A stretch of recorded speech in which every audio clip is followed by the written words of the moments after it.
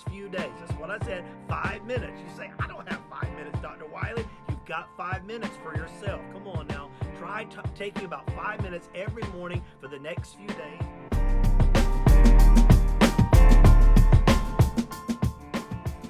Hey everybody, today we're going to talk about social anxiety. That anxiety that at times is so bad that it makes you feel like staying at home and not associating with anybody. This is Help and Hope with Dr. Wiley. Stay tuned. I've got some wonderful help for you if you're suffering with anxiety.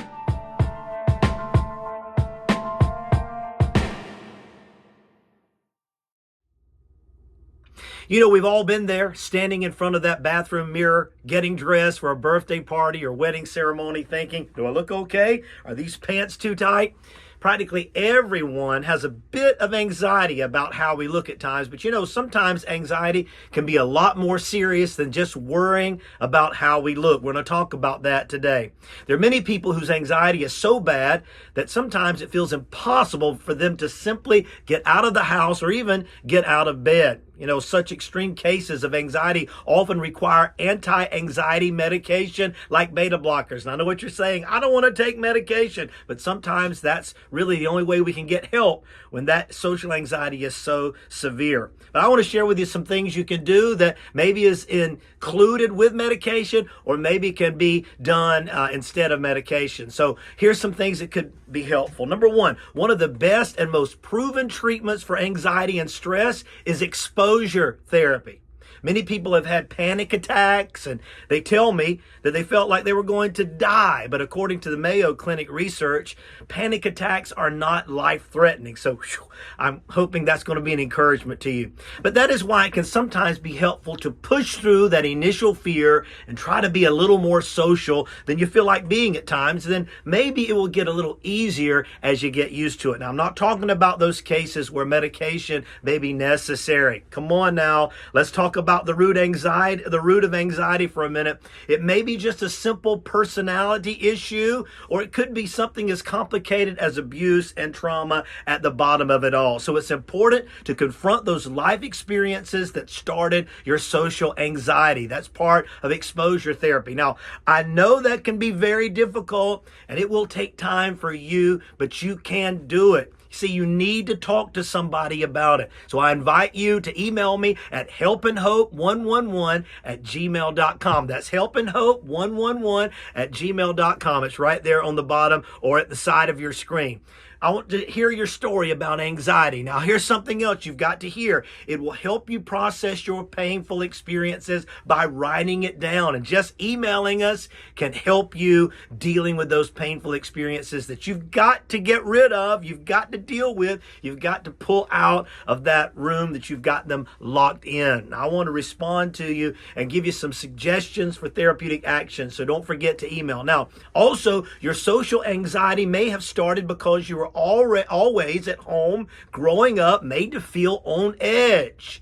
Maybe by a parent or a caregiver who was extremely demanding, or because of an abusive relationship that made you constantly afraid for your life. Whatever it was, or whatever it is that you need to talk about, you need to start talking about it, because whatever happened in the past caused your brain to think it's not okay for me to talk about how I feel. So if you cannot get counseling right away, try writing about it. Try journaling. It will be hard, but at least it will help you get out some of that deep-seated hurt and pain you've been carrying around so long. Now, you know the difference between talking to your friend about past trauma and talking to a professional counselor?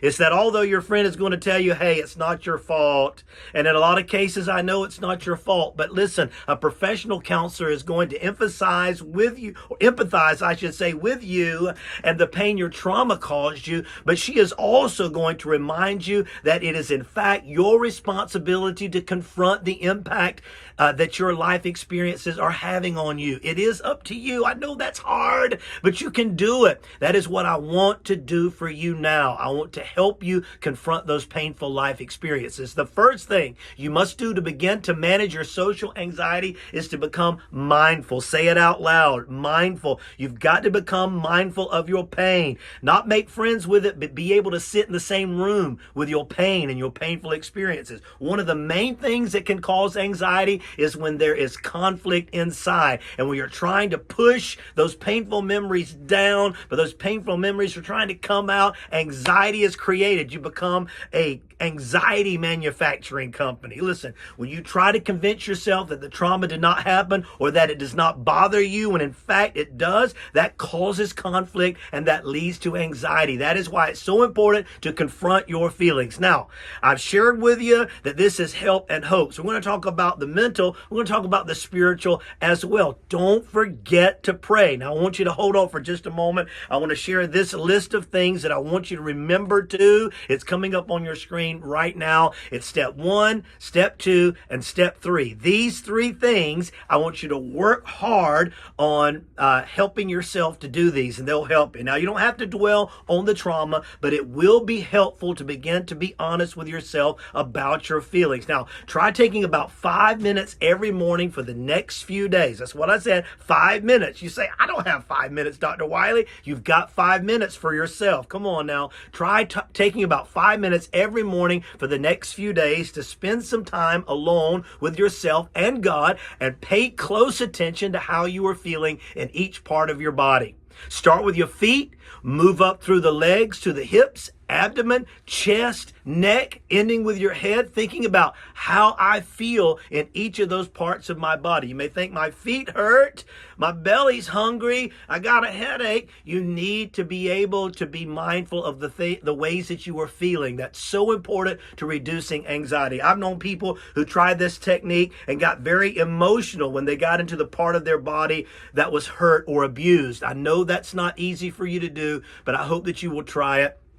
Just do a little bit alone. They hadn't even realized that they had been ignoring that feeling in that part of their body. They had been numb there because they had been hurt there. See, mindfulness helped them mentally and spiritually agree with themselves that they were hurting there at that location, and as a result, reduce the conflict, thus reducing anxiety. That's how it works. Somebody say, that's how it works. Thank you. I heard somebody say that. Hey, this might also be a good time to pray and talk to God about how you feel and ask the Holy Spirit not to take the pain away, but ask the Holy Spirit to help you bear the pain and learn to manage it better. That's going to be very important. So many people I counsel struggle with some kind of anxiety, some kind of phobia, and many suffer with social anxiety or social phobia. You can look up what social anxiety and social phobia is or are, and I think that will be encouraging to you. Now,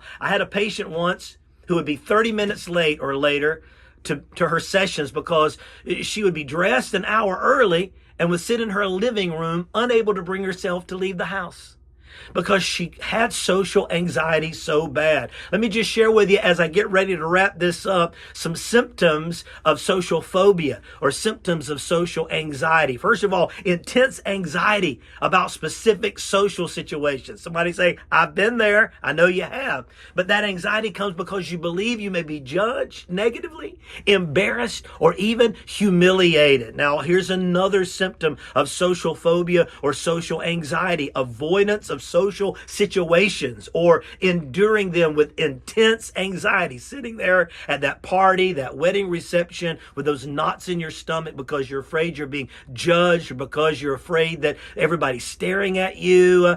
All of that is coming from that conscientious nature that you've developed as a result of something that happened to you or something that you might not be able to address right now. But I want to help you, so let me know your story. Email me at helpandhope111@gmail.com, and I will send you some information that will be therapeutically beneficial to you. Really would like for you to subscribe to this channel. I've just started this YouTube channel, Help and Hope with Dr. Wiley. Please subscribe right now. It's right there. If you'll just click and then share this video with somebody, share it with your Facebook friends. Let them know, hey, there's help and hope out there, and it's with Dr. Wiley. Let me finish by sharing with you a couple of other symptoms to look out for to know whether or not you might be struggling with social anxiety. Anxiety or distress that interferes with your daily living is probably an indication of heightened stress and anxiety. Now, here's another thing. Fear or anxiety that is not better explained by a medical condition or an adverse reaction to medication or a side effect of medication or substance abuse. For substance abuse issues, we're going to be talking about that in a later video. Thank you for joining me. I'm Dr. Wiley. This is Help and Hope with Dr. Wiley. Every single Friday, we're going to be dropping a brand new video about some interesting topic in mental health and spirituality. So I hope you'll join me, and thank you so much for being with me today on Help and Hope with Dr. Wiley.